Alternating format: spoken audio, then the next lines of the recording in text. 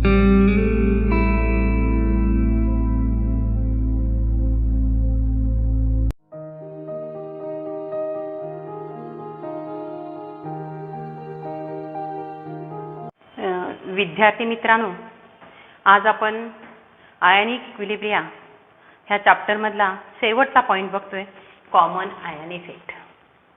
आता common ion effect म्हणजे काय, तर त्याच्यामध्ये सुरुवातीला कॉमन आयन म्हणजे काय ते बघूया. तर कॉमन आयन म्हणजे काय, single ion which is common in two compounds and present in one solution is called as common ion. For example, समजा आपण NH4OH चं सोल्युशन घेतलं. काय घेतलं, NH4OH चं सोल्युशन एका बीकर मध्ये घेतलं आणि त्याच्यामध्ये जर आपण NH4Cl ऍड केला तर काय होणार त्या ठिकाणी बघा. NH4OH च्या सोल्युशन मध्ये NH4Cl ऍड केलं तर single ion NH4+ is common in two compounds and present in one solution. म्हणजे एका सोल्युशन मध्ये प्रेझेंट असतो आणि दोन्ही कंपाउंड मध्ये असतो, त्याला आपण म्हणतो कॉमन आयन. दुसरं पण एक्झाम्पल आपल्याला बघता येईल, CH3COOH. in the solution of CH3COOH when we add CH3COONA, then here CH3COO- is the common ion. Common आयनची डेफिनेशन लक्षात आली का बघा. A single ion which is common in two compounds and present in one solution. Therefore in this case NH4 is the common ion, NH4+ is the common ion and here CH3COO- is the common ion. तर common ion म्हणजे काय आपण बघितलं, तर common ion effect आपल्याला बघायचा आहे. त्यासाठी consider the dissociation of CH3COOH. CH3COOH is the weak electrolyte and it dissociates into CH3COO- plus H+.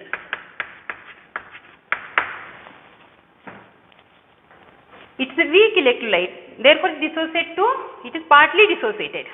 It gives less amount of CH3COO- ions and H+ ions. When in this solution, when we add CH3CONA, which is a strong electrolyte, sodium acetate, it dissociates into CH3COO- plus Na+.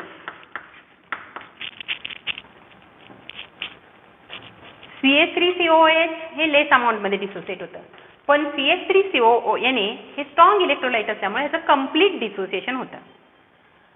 Therefore in the solution of CH3COOH there are CH3COO- ions, H+ ions, Na+ ions and unionized CH3COOH molecules. आणि हे ions का असणार नाहीत, कारण याचं complete dissociation झालेलं आहे. Therefore here CH3COO- ions are in excess amount. When we add sodium acetate into this solution, then concentration of CH3COO- ions goes on increasing, and due to increasing concentration of product, according to Le Chatelet principle, reverse reaction will be favored. मग ह्याचा अर्थ काय, किंवा ली चॅटलेट principal म्हणजे काय, when a system in equilibrium is subjected to change in conditions like temperature, pressure and concentration, then the system adjusts itself in such a way that to minimize the effect. म्हणजे काय, जर समजा एखादी system equilibrium कंडिशनला असेल आणि त्याच्यामध्ये जर आपण त्याच्या ज्या कंडिशन्स आहेत, इक्विलिब्रियम प्रेशर, इक्विलिब्रियम टेम्परेचर किंवा इक्विलिब्रियम कॉन्सन्ट्रेशन, ते जर बदललं तर त्या ठिकाणी काय होतं, ती सिस्टीम स्वतः त्या बदलाला अपोज करते आणि परत तो चेंज जो आहे तो मिनिमाइज करून इक्विलिब्रियम पोझिशन अटेन करते. म्हणजे ह्या ठिकाणी काय झालं, in this reaction CH3COO- concentration of CH3COO- ions goes on increasing. That means concentration of product goes on increasing, and according to Chatelet's principle, when concentration of product increases, then reaction try to decrease it. स्वतः reaction ते काय करायला लागते, decrease करायचा प्रयत्न करते. मग decrease कसा करणार?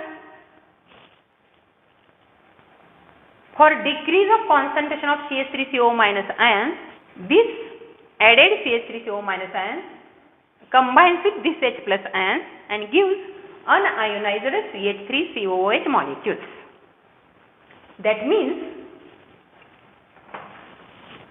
equilibrium shifts from right to left according to Le-Chatelier's principle.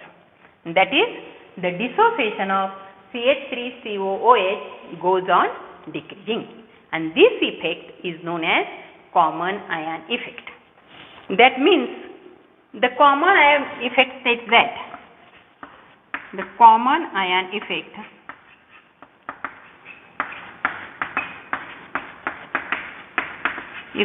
states that ionization of weak electrolyte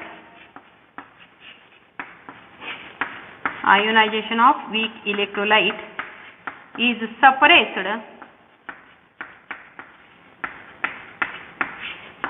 in the presence of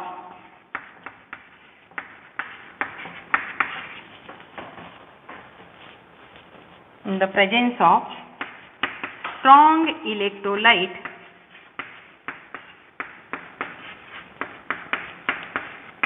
containing common ion.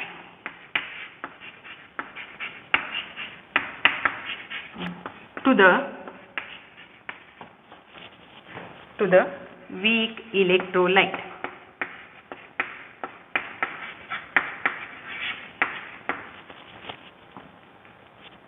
Common ion effect said that ionization of weak electrolyte is suppressed in the presence of strong electrolyte containing common ion to the weak electrolyte. Here in this case, CH3CO is the weak electrolyte. Addition of strong electrolyte is CH3CONA. Due to common ion CH3CO minus, dissociation of CH3COOH or ionization of CH3COOH gets suppressed, and this is common ion effect. आता next point बघतोय आपण common ion effect and solubility. Common ion effect also affects the solubility of sparingly soluble compound. Consider sparingly soluble compound AgCl. Solubility of equilibrium of AgCl is represented by AgCl solid plus Ag plus aqueous plus Cl minus aqueous.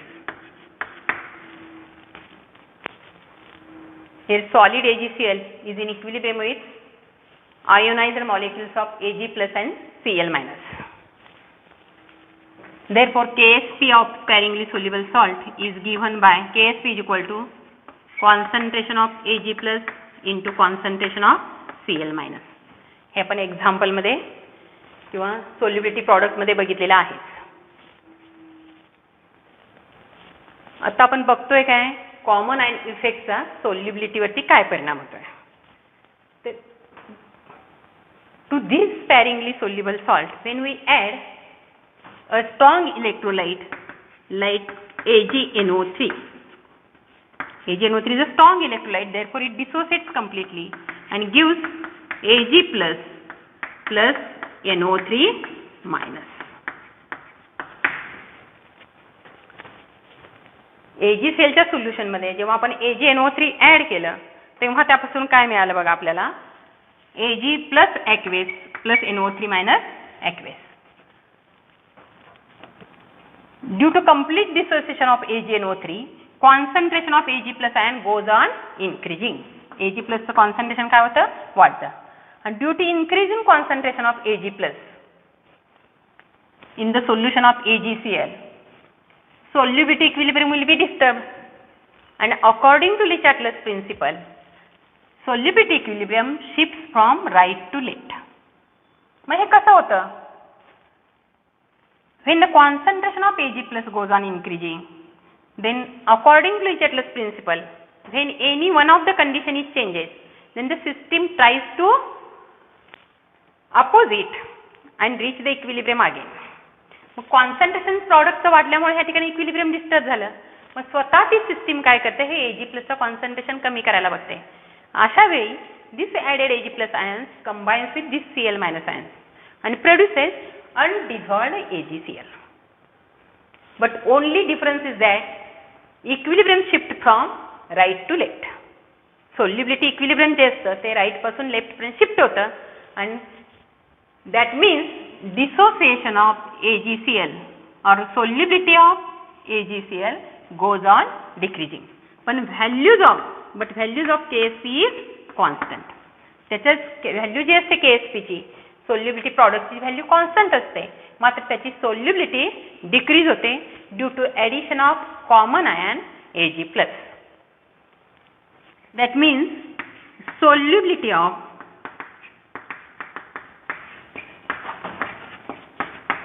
sparingly soluble compound, solubility of sparingly soluble compound decreases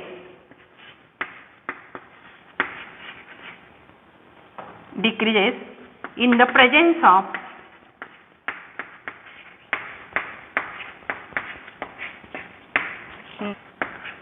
common ion in the solution.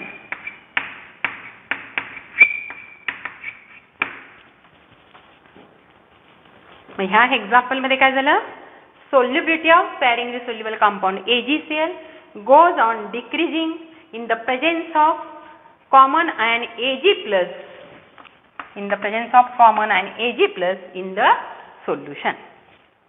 That means solubility goes on decreasing in case of sparingly soluble compound in the presence of common ion.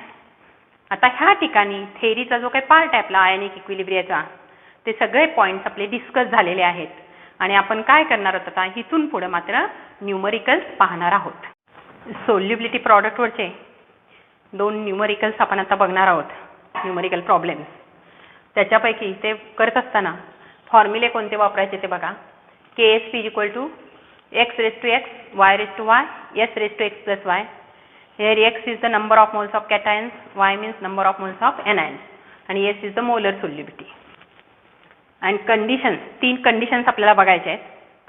त्यापैकी Ksp = आयनिक product असेल तर solution saturated असणार आहे. Ksp is greater than ionic product, solution is unsaturated, and when Ksp is less than ionic product, precipitation of compound occurs. हे एवढं आपल्याला numerical बघताना वापरायचं आहे. तर फर्स्ट न्यूमरिकल प्रॉब्लेम आपण बघतोय. The solubility product of AgBr is 5.2 into 10⁻13. Ksp किती आहे? 5.2 into 10⁻13. Calculate its solubility in moles per decimeter cube and in grams per decimeter cube. ह्या and given molar mass of AgBr is equal to 187.8 gram per mole. म्हणजे Ksp ची value दिलेली आहे आणि आपल्याला solubility प्रॉडक्टची व्हॅल्यू दिलेली आहे आणि सोल्युबिलिटीची व्हॅल्यू काढायला सांगितलेली आहे. पण ती कशी 2 कंडिशनमध्ये, एक मोल्स पर डेसिमीटर क्यूब मध्ये काढायची आहे, दुसरी ग्रॅम्स पर डेसिमीटर क्यूब मध्ये. मग सुरुवातीला आपण सोल्युबिलिटी इक्विलिब्रियम बघतोय. सोल्युशन काय काय बघा. Solubility of equilibrium of AgBr, त्याचं इक्वेशन काय आलं, AgBr solid in equilibrium with Ag + aqueous + Br - aqueous. आता Ksp चा फॉर्म्युला काय आहे ते बघितलंय आपण. x⁻x, y⁻y, s⁻x+y. आता x किती आहे ठिकाणी 1, y पण 1 आहे, म्हणून उत्तर काय येतं बघा त्याचं 1:1, 1:1, s⁻1+1. म्हणून Ksp बरोबर ह्या ठिकाणी काय येणार s². सोल्युबिलिटी Ksp = s² आलं ह्या फॉर्म्युल्यासाठी. मग s² आल्यानंतर आपल्याला काय करायचं आहे, मोलर सोल्युबिलिटी काढायची आहे. मग molar solubility S of AgBr काढायची जर असेल तर Ksp बरोबर s² आहे, तर s बरोबर काय असणार आहे √Ksp. लक्षात येतं का बघा. मग Ksp ची व्हॅल्यू किती दिलेली आहे आपल्याला 5.2 into 10⁻13. 5.2 into 10⁻13 ही सोल्युबिलिटीची व्हॅल्यू झाली, एक सोल्युबिलिटी प्रॉडक्टची व्हॅल्यू आहे. मग आता ह्याचा स्क्वेअर रूट काढत असताना काय करायचं असतं बघा, हे 13 असेल, 11 असेल, 7 असेल, म्हणजे ऑड संख्येमध्ये जेव्हा असेल तेव्हा ते इव्हनमध्ये कन्वर्ट करून घ्यायचं. म्हणजे आता हे समजा 14 मध्ये मी कन्वर्ट केलं, म्हणजे 10 नी त्याला डिव्हाइड करायचं आणि 10 नी मल्टिप्लाय करायचं, म्हणजे येणारी संख्या सेम असणार. मग 10 नी डिव्हाइड केल्यानंतर ह्या ठिकाणी काय येईल बघा, हे 5.2 ला 10 नी मल्टिप्लाय केलं म्हणजे 52 येईल. 52 आणि ह्याला 10 नी डिव्हाइड केल्यानंतर 10.14 येईल. मग त्याचा हाफ आपल्याला स्क्वेअर रूट काढायला सोपं जातं. म्हणून s बरोबर काय येणार ह्या ठिकाणी 10⁻⁻7 बाहेर येणार. आणि आल्यानंतर आता 52 यायचा. 52 चा स्क्वेअर रूट किती असेल बघा, ह्याचा अंदाज आपल्याला अगोदर द्यायला पाहिजे. म्हणजे 7 आणि 8 ह्याच्यामध्ये ह्याचा स्क्वेअर रूट असायला पाहिजे. स्क्वेअर रूट त्याचा 7.2 मोल पर डेसिमीटर क्यूब. आता ह्या ठिकाणी सोल्युबिलिटी किती आली त्याची, 7.2 × 10⁻⁻7 मोल पर डेसिमीटर क्यूब. लक्षात आहे का बघा. आणि हे ह्याच्यावरून किती येतं ह्याचा अंदाज मात्र आपल्याला करता यायला पाहिजे उत्तर. आता विचारलंय काय, मोल्स पर डेसिमीटर क्यूब मधली पण सोल्युबिलिटी विचारली आणि ग्रॅम्स पर डेसिमीटर क्यूब मधली. आता ही मोलर सोल्युबिलिटी झाली मोल्स पर डेसिमीटर क्यूब मधली. मग ग्रॅम्स पर सोल्युबिलिटी डेसिमीटर क्यूब मध्ये काढायची असेल तर त्याला काय करायचं, molar solubility into molar mass. Molar solubility into molar mass यायला पाहिजे. मग त्या ठिकाणी मोलर मास आल्यानंतर मोलर सोल्युबिलिटी किती आहे, 7.2 × 10⁻⁻7 इंटू मोलर मास त्याचा दिलेला आहे 187.8 आणि solubility in gram per decimetre cube 1.35 × 10⁻⁻4. Second numerical problem आपण बघतोय. If 20 centimetre cube of 0.50 molar BaNO3 are mixed with 20 centimeter cube of 0.20 molar NaF, will BAF to precipitate and KSP of BAF is equal to 1.7 × 10⁻⁻6 at 298 Kelvin. KSP ची value दिलेली आहे. दोन solutions आहेत, BaNO3 toys आणि NaF. BaNO3 toys solution आणि NaF आहे. दोन्हीचं volume दिलेलं आहे आणि त्याचं कॉन्सन्ट्रेशन दिलेलं आहे. दोन्हीचं व्हॉल्यूम काय आहे बघा, NaF आणि BaNO3 twice final volume of the solution दोन्हीचं 20-20 ml आहे. म्हणून फायनल व्हॉल्यूम काय झालं, 20 + 20 = 40 सेंटीमीटर क्यूब. एकूण सोल्युशन किती झालं ते 40 सेंटीमीटर क्यूब. मग त्याचं व्हॉल्यूम वाढल्यामुळं त्या दोन्हीचं काय होणार, त्या ठिकाणी कॉन्सन्ट्रेशन बदलणार. म्हणून आपण परत कॉन्सन्ट्रेशन कॅल्क्युलेट करून घेते. Concentration of BaNO3 toys calculate करायचं झालं तर 0.050 20 ला होतं, तर 40 ला किती, तर ते आलं किती 0.025 मोलर. लक्षात येतं का बघा. त्याच म्हणजेच काय झालं, BaNO3 टॉईसचं जे कॉन्सन्ट्रेशन आहे तेच Ba2+ चं कॉन्सन्ट्रेशन झालं. Concentration of Ba2+ = 0.025 molar. नंतर NaFचं पण सुद्धा कॉन्सन्ट्रेशन काढायचं आहे. NaFचं कॉन्सन्ट्रेशन दिलेलं किती आहे, 0.020 दिलेलं आहे आणि ते 20 सेंटीमीटर क्यूबला आहे. मग 40 सेंटीमीटर क्यूबला काय येणार, 0.020 × 20 डिवायडेड बाय 40. काय आलं उत्तर, 0.01 मोलर. म्हणजे NaFचं जे कॉन्सन्ट्रेशन आहे तेच काय झालं, F- कॉन्सन्ट्रेशन झालं. मग आता कॉन्सन्ट्रेशन दोन्हीचं घेतल्यानंतर आपल्याला आयनिक प्रॉडक्ट करायचं आहे. आयनिक प्रॉडक्ट मीन्स काय, product of concentration of ions. मग BaF2 जो प्रिसिपिटेट होतोय त्याच्यामध्ये आयन्स किती असतात, Ba चा 1 आणि F चे 2. मग तिन्ही आयनच्या कॉन्सन्ट्रेशनचा गुणाकार काय येणार बघा, ionic product is equal to concentration of Ba2+ into concentration of F-2. कारण F- चे काय आहे त्या ठिकाणी 2 आयन्स आहेत. दोन्हीची व्हॅल्यू ह्या ठिकाणी ऍड केली, किती आहे बघा, ही 0.025 तिथे ऍड केली. त्याच्यानंतर 0.010 F- चं कॉन्सन्ट्रेशन आहे, मात्र त्याचा स्क्वेअर घ्यायचा आहे म्हणून तिथे स्क्वेअर घेतला. स्क्वेअर घेतल्यानंतर काय आलं बघा, ह्याचा स्क्वेअर घेतल्यानंतर हा 1 × 10⁻⁴ येणार आणि हे जसं चिन्ह इकडे गेलं की काय ना, इथं 10⁻², इथले 10⁻⁴, असे दोन्ही मिळून उत्तर काय येतं, ionic product is equal to 2.5 × 10⁻⁶.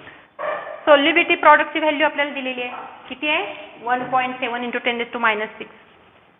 मग सोल्युबिलिटी प्रॉडक्ट आणि आयनिक प्रॉडक्ट ह्या व्हॅल्यू काय करायच्या आहेत, कम्पेअर करायच्या आहेत. ह्या ठिकाणी आपण सुरुवातीला हे तिन्ही फॉर्म्युले बघितलेले आहेत. मग इथं काय येतं बघा, सोल्युबिलिटी प्रॉडक्ट ची व्हॅल्यू ही आयनिक प्रॉडक्टपेक्षा कमी येते. म्हणजेच काय झालं, आयनिक प्रॉडक्टची व्हॅल्यू जास्त झाली याचा अर्थ BaF2 विल प्रिसिपिटेट. मग आपल्याला ह्या न्यूमरिकलमध्ये आपण काय केलं, पहिल्यांदा Baचं कॉन्सन्ट्रेशन काढून घेतलं, F- चं कॉन्सन्ट्रेशन काढून घेतलं, त्याच्यानंतर आयनिक प्रॉडक्ट काढला आणि त्याची व्हॅल्यू आणि सोल्युबिलिटी प्रॉडक्टची व्हॅल्यू कंपेअर करून शेवटी आपण काय ह्या कन्क्लुजनला आलो, KSP is less than ionic product, therefore BaF2 will be precipitate. अजून ह्याच्यानंतर सोल्युबिलिटी प्रॉडक्टची अजून काही एक्झाम्पल्स तुम्ही सॉल्व करा, म्हणजे त्याच्यामध्ये काही शंका असतील तर विचारू शकता.